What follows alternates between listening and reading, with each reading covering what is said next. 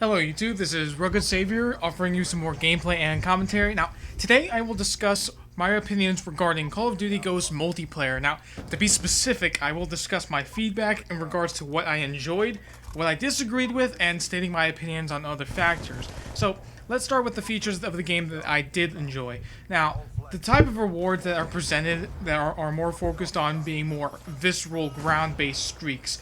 Even the UAVs have been changed to follow this format by becoming a ground-based piece of equipment called the SATCOM. Now, this is good news for me because now I no longer have to rely on lock-on launchers in order to keep our team from being decimated. Even if the enemy manages to summon an attack helicopter or other form of aerial streak, the Moz rocket launcher, a support streak that I will be taking advantage of, will make mincemeat out of it.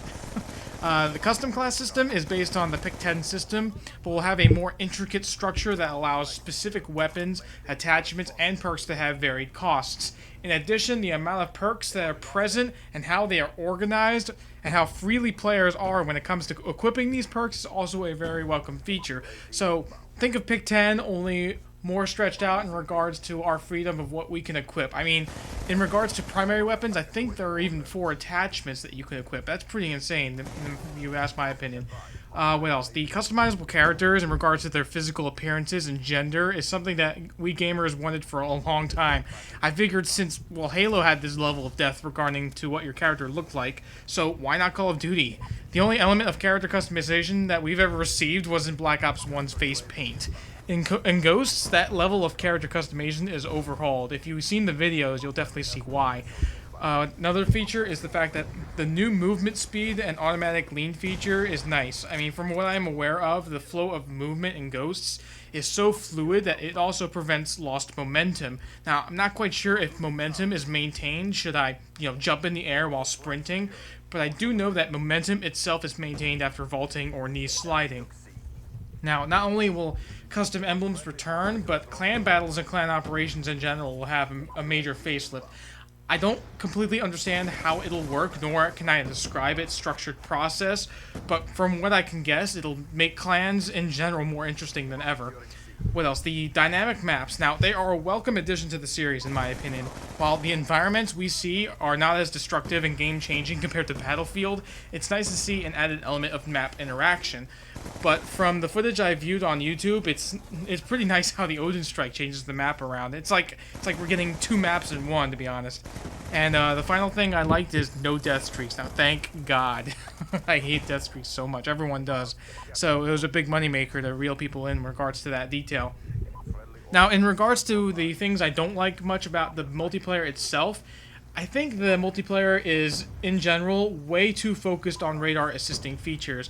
Now, understandably, SATCOMs and Night Owls are acceptable because they're part of the streaks, but Recon and Ping are questionable to me. I mean, we already have those 2 streaks, why would you need any more? But what I completely disagree with is motion sensors returning as tactical equipment. Now, with all of those elements of radar detection, as I previously mentioned, it not only makes perks like Off the Grid more valuable, but it's making it too essential to the point where an entire enemy team or friendly team will face utter destruction should they not equip them. And what else? Another thing I disagree with, it's nice to see that strike packages return in addition to the overall lethality of support being reduced. But to be honest, I would rather see support and assault in pure forms, as in what they were meant to do. So for example, assault should not have any support-based streaks, and support should not have any assault-based streaks, period.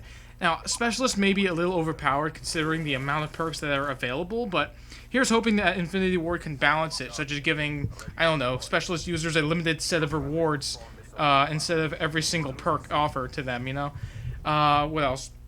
Now, this is a big one right here. Quick scoping. Now, quick scoping itself should be gimped, like in Black Ops 1, by adding the 0.3 second wobble sway. That gimps the predictability of where the crosshairs land. Now, if you played Black Ops 1, then you'll know what I'm talking about. If not, I will show you a quick demonstration on how it affected snipers. Notice that the momentary crosshair wobble upon scoping in. This feature gimped the close range effectiveness of sniper rifles, thus restoring the weapon's balance. Now without it, they would be unstoppable one-shot kill weapons that beat out shotguns at close range. It's something that we see too common in Modern Warfare 2, Black Ops 2, and even Modern Warfare 3. Another thing, I looked at some of the screenshots and I realized where are the tactical insertions? I'm hoping that their absence is due to the game being an alpha, but if they were removed, I will be upset.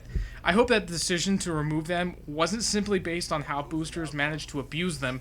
If that's the case, then the focus on stopping boosters should be based on better handling of reports, instead of simply removing a legitimate and important piece of equipment. Now, in regards to other features that I had thoughts about, I'd either agreed or disagreed with. The new game modes are rather interesting in regards to how they can add a new twist on how we play, but people are worried about other game modes like Hardpoint, Demolition, Capture the Flag, and Headquarters being removed entirely. Now, it's not 100% confirmed that they will be removed, but here's hoping they stay. And also, as of recent, I never even knew about this. I think I discovered this a few days ago. It's been revealed that Theater Mode will not return. Now, my guess is that the only reason for removing it is to improve hit detection.